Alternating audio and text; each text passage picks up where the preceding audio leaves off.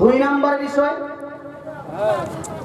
হলো আপনার ওই দিক থেকে শুরু যখন করেছি কবর জিয়ারত। কবর জিয়ারত মনে রাখবেন।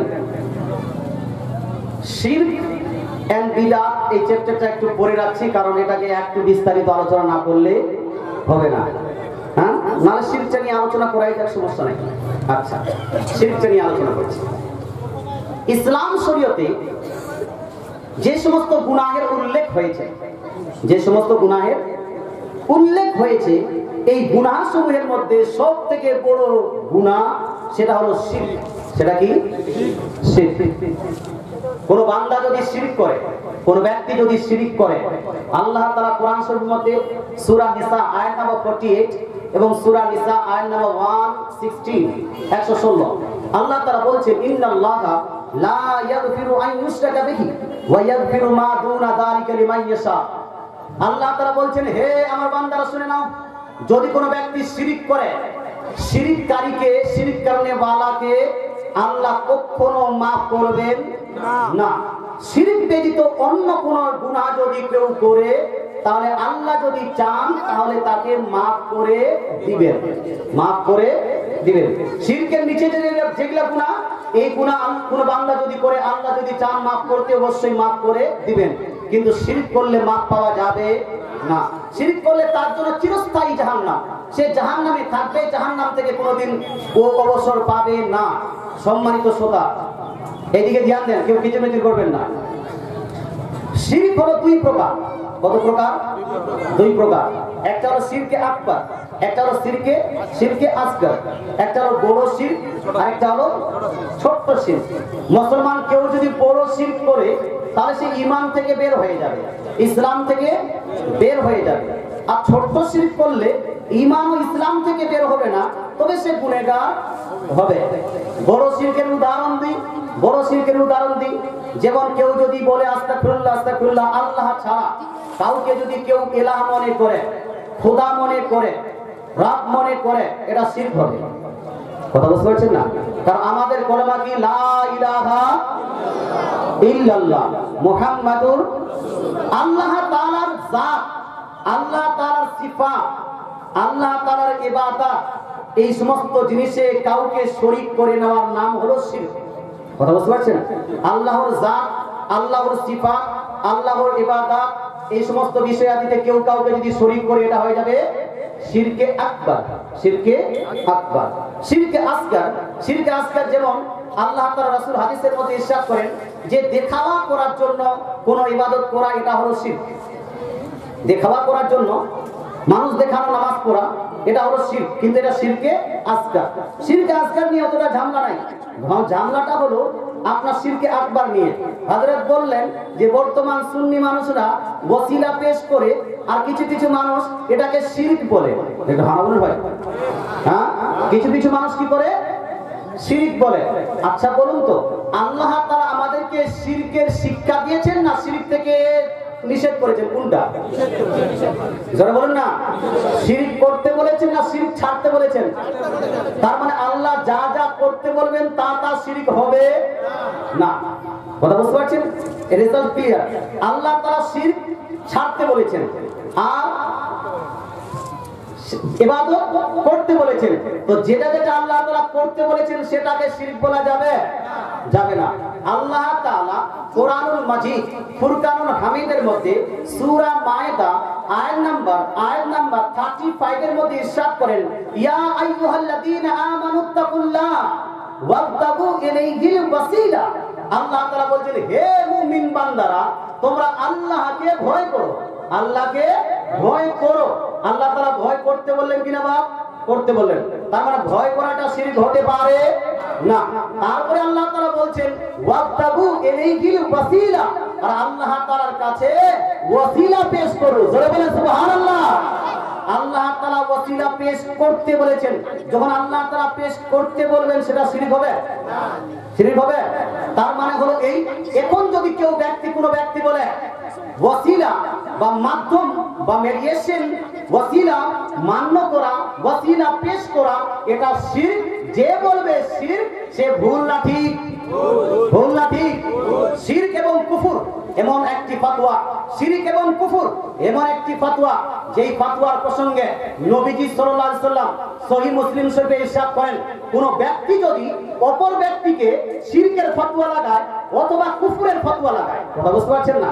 কাউকে বললো এ কুফর করেছে, এ শিরক করেছে, নবী বলছেন কারোর উপর যদি কেউ শিরকের ফতোয়া লাগায়, কুফরের ফতোয়া লাগায়, আর যার উপর লাগিয়েছে সে যদি সত্যিকারী শিরক না করে, সত্যিকারী কুফর না করে যে ফতোয়া দিবে, ওই শিরক এবং কুফরের ফতোয়া তার উপর ঘুরে এসে পড়ে যাবে।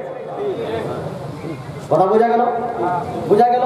এবার যে বলছে ওসিলা ধরা শিরক, ওসিলা বলা শিরক, ওসিলাকে ওসিলা বানানো শিরক, এই ব্যক্তি যেহেতু ওসিলার উপর শিরকের ফতোয়া লাগিয়েছে, ওসিলাটা কি শিরক প্রমাণ হলো না?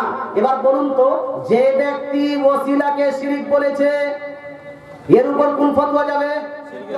ধরুন না, কিসের ফতোয়া? ও নিজেই শিরক করবে, এখন ওর ফতোয়া ওর দিকে চলে যাবে, ও নিজেই মুশরিক হয়ে যাবে। এই জন্য বলছি ভাই, বেটি দেওয়ার আগে একটু ভালো করে দেখে শুনে নিয়েন। ভালো বলুন না, বেটি দেওয়ার আগে একটু ভালো করে দেখে শুনে নিয়েন। বেটি দেওয়ার পরে পস্তিয়ে কোনো লাভ হবে না। আপনার বেটিকে ওই খোঁজে মাটি দিয়ে আসবে, দোয়াও করবে না, আর 40,000 কিছুই করবে না, সবই বেদাত করে দিবে। এই জন্য আগে দেখে না, আগে চেক করে না যে বেটি দিচ্ছি জাহান্নামে তো দিচ্ছি না। কথা বুঝতে পারছেন? এটা আমরা বলি মুসলমান, কারণটা হলো যে আজকাল বর্তমান চোরের মায়ের চোরের মায়ের বড় গলা, এটা বুঝতে পারছেন? এতদিন বুঝতে পারছিলাম, এই বক্তৃতার জগতে এসে এখন বুঝতে পারছি, যারা চুরি করে, যারা ইমাম চোর, তারই গলা বড় বড় নাকি মুসলমান।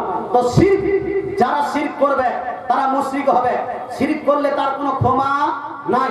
সুতরাং যেই ব্যক্তি না জেনে, না বুঝে, না আপনার ভাবনা চিন্তা করে, রিসার্চ না করে উল্টা পাল্টা মুসলমানদের উপর শিরকের ফতোয়া লাগাবে, এরাই হলো আসল মুশরিক, এরাই হলো আসল শিরককারী। কথা বুঝতে পারছেন? এদের জন্য হামেশা কার কোথায় যাবে? এরা জাহান্নামে যাবে। মুসলমান, আচ্ছা আপনারা আমরা নবীজি সাল্লাল্লাহু আলাইহি ওয়াসাল্লামের প্রসঙ্গে কি মনে করি? নবীজি গায়েব জানতেন না জানতেন না? জোরে জানতেন কি জানতেন না? কিছু মানুষের ধারণা নবীজি সাল্লাল্লাহু আলাইহি ওয়াসাল্লাম আল্লাহ তাআলা ছাড়া অন্য কোন ব্যক্তি, অন্য কোন বস্তু, অন্য কোন মাখলুক আপনার গায়েব জানে না, এটা কারো ধারণা আছে। সুতরাং তাদের কথা মোতাবেক যদি নবীজি সাল্লাল্লাহু আলাইহি ওয়াসাল্লামের জন্য গায়েব মান্য করা হয়, গায়েবের জ্ঞান প্রমাণ করা হয়, তাহলে এটা শিরক হয়ে যাবে, এটা শিরক হয়ে যাবে। তাদের এটা ধারণা। কথা বুঝতে পারছেন? তাদের ধারণাটা পেশ করে দেওয়া হলো, এবার সঠিক ধারণাটা শুনুন। আচ্ছা, এখানে কেউ এমন উঠতে পারবেন, উঠে বলতে পারবেন যে হুজুর আমি এমন একজন জ্ঞানী, আমি একজন এমন এডুকেটেড ব্যক্তি, শিক্ষিত মানুষ, যেই শিক্ষা আমি নিজে করে অর্জন করেছি, আল্লাহ আমাকে কোনো জ্ঞান গরিমা দেয়নি? আছে কোনো ব্যক্তি? হ্যাঁ, আল্লাহ দেয়নি, আল্লাহ না দেওয়াতে আমি জ্ঞানী। সে ফিজিক্সের জ্ঞানী হতে পারে, কেমিস্ট্রির জ্ঞানী হতে পারে, জিওগ্রাফির জ্ঞানী হতে পারে, সায়েন্স ম্যাথমেটিক্সের জ্ঞানী হতে পারে, হিস্ট্রি জ্ঞানী হতে পারে, হাদিসের জ্ঞানী হতে পারে, কোরআনের জ্ঞানী হতে পারে। যাই হোক না কেন, কেউ এই কথা, যারা মুসলমান তারা জানে আল্লাহ কাউকে যদি জ্ঞান না দেন সে ব্যক্তি জ্ঞানী হতে পারবে পারবে না। তাহলে মুফতি সাহেব, আমাদের মুফতি সাহেব আল্লাহ দেওয়ার কারণে আমি কিছুটা জ্ঞানী, কিছুটা জানি, তো আল্লাহ দেওয়ার কারণে নেই দিবা। মেহনত তো করেছি, তোর মধ্যে আল্লাহ যদি না দিতে হতো, একদম পাগল মাথা তার ছুট, ও যদি মেহনত করেই যায় জ্ঞানী হতে পারবে? পারবে না। মুসলমান বলতে চাই, আল্লাহ যদি কাউকে জ্ঞান না দেন কেউ জ্ঞানী হতে পারবে না। এটা একটা লজিক রাখতে হবে। সব জ্ঞানের উৎস, সে গায়েব হোক, শাহাদাত হোক, যে কোনো জ্ঞান হোক, সব জ্ঞানের উৎস একমাত্র কার কাছে? সব জ্ঞানের মালিক একমাত্র কে? আলিমুল গায়বি ওয়াস শাহাদাতি। আল্লাহ হলো গায়বেরও জ্ঞানী, আল্লাহ হলো শাহাদাত, প্রকাশ্য ও প্রকাশ্য, সিন আনসিন, দৃশ্য অদৃশ্য, সাধারণ ও সাধারণ যা আছে সমস্ত জ্ঞানের একমাত্র মালিক কে? আল্লাহ। এবার আল্লাহ তাআলা যাকে যেই জ্ঞান দিয়েছেন তাকে আমরা সেই জ্ঞানী বলবো কি বলবো না? বলবো কি বলবো না? আপনাদের মধ্য থেকে একটু বুঝতে হবে, নাহলে ধোকাটা বুঝতে পারবেন না। আপনাদের মধ্য থেকে কেউ এক উঠে বলছে যে হুজুর, এই মৌলভী সাহেবকে আমি জাহিল মনে করি, মূর্খ মনে করি, অশিক্ষিত মনে করি। কেন? কারণটা হলো এই, মৌলভী সাহেব কি, যেই মৌলভী সাহেবের মধ্যে যেগুলা জ্ঞান আছে ও নিজে করে অর্জন করেছে নাকি আল্লাহ দিয়েছেন তারপরে হয়েছে? এই যে মূর্খ হলো না, ও নিজে করে অর্জন করেছে।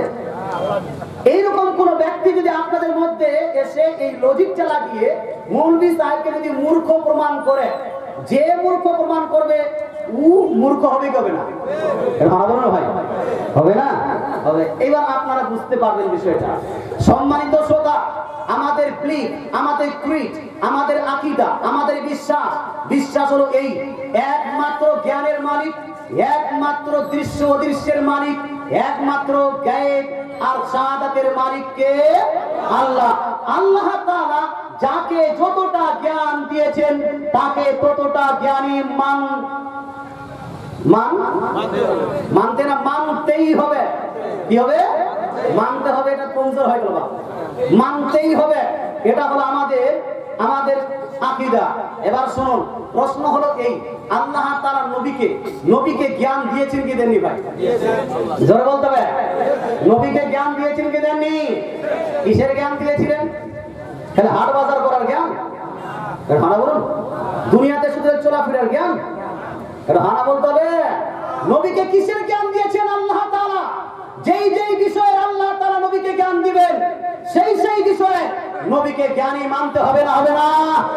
যদি নবীকে আল্লাহর দেওয়ার পরেও তুমি না মানো তাহলে তোমাকে মূর্খ নিজেকে প্রমাণ করতে হবে না? হবে না? তোমার মাস্টারকে মূর্খ বলতে হবে, তোমার ডাক্তারকে মূর্খ বলতে হবে, তোমার ব্যারিস্টারকে মূর্খ বলতে হবে, তোমার নায়ক খলনায়ক, আপনার ডাক্তার, ব্রাদার সিস্টার যতগুলো আছে সবাইকে মূর্খ বলতে হবে। কারণ দিয়েছেন কে? আল্লাহ। আল্লাহর দেওয়ার কারণে তুমি মানবা না, নবীকে জন্য যদি না মানা হয় কারোর জন্য মান্য করা চলবে না। এবার আমার কয়েকটা আমি আয়াত পড়ছি, আল্লাহ তাআলা নবীকে কি কি জ্ঞান দিচ্ছেন মনোযোগ সহকারে শুনুন। আল্লাহ তাআলা বলছেন, এই আয়াত লিপিবদ্ধ আছে সূরা আলে ইমরান আয়াত নাম্বার 44। সূরা আলে ইমরান আয়াত নাম্বার 44 আল্লাহ তাআলা বলছেন, যালিকা মিন আম্বাইল গায়বি নুহিহি ইলাইকা। হে আমার হাবিব শুনে নাও, এই তো হলো গায়বের জ্ঞান, এই তো হলো গায়বের জ্ঞান, যে গায়বের জ্ঞান আমি তোমার উপর প্রেরণ করে তোমাকে আমি শিখিয়ে দিলাম। জোরে বলেন, জোরে বলেন, জোরে বলেন। আল্লাহ তাআলা আবার কোরআন শরীফের মধ্যে সূরা হুদ আয়াত নাম্বার 49 আল্লাহ তাআলা বলছেন, তিলকা মিন আম্বাইল গায়বি নুহিহা ইলাইকা। হে আমার হাবিব, হে আমার হাবিব, নিশ্চয়ই এই তো হলো গায়বের সংবাদ, এই তো হলো গায়বের জ্ঞান, যে গায়বের জ্ঞান তোমার উপর প্রেরণ করে তোমাকে আমি শিখিয়ে দিলাম। জোরে বলেন সুবহানাল্লাহ। জোরে সুবহানাল্লাহ হবে না? শিখানে वाला কে? सीखने वाला के? सीखने वाला के? सिखाने वाला के? আপনি কোন পণ্ডিতের পণ্ডিত মাঝখানে ঢুকে গেলেন কেন? এই জোরে বলুন না। শিখানে वाला আল্লাহ, सीखने वाला নবী। আপনি কোন পণ্ডিতের পণ্ডিত মাঝখানে বাধা দিচ্ছেন না? আল্লাহ তো দিচ্ছেন কিন্তু নবীকে দিব না, মাঝখানে আমি যাব। কয়টা আয়াত হলো ভাই? কয়টা আয়াত? দুই আয়াত।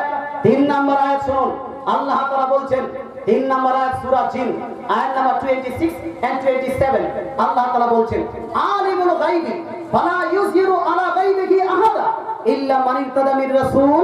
আল্লাহ বলছেন, হে আমার বান্দারা, গায়েব জাননে वाला আল্লাহ নিজের গায়েব কাউকে শিখান না, নিজের গায়েব কাউকে বাতান না, নিজের গায়েব কাউকে প্রদান করেন না, কিন্তু গায়েবের জ্ঞান নিজের রাসূলদের মধ্যে যাকে পছন্দ করেন সেই রাসূলকে গায়েবের জ্ঞান শিখিয়ে দেন। সুবহানাল্লাহ। মুসলমান এই আয়াত থেকে বোঝা গেল আল্লাহ তাআলা নিজের গায়েবের জ্ঞান কাউকে শিখান না, কাউকে দেন না, কিন্তু রাসূলদের মধ্যে যারা পছন্দনীয়, যিনি পছন্দনীয় নবী, যিনি নির্বাচিত নবী, তাকে গায়েবের জ্ঞান আল্লাহ তাআলা প্রদান করেন।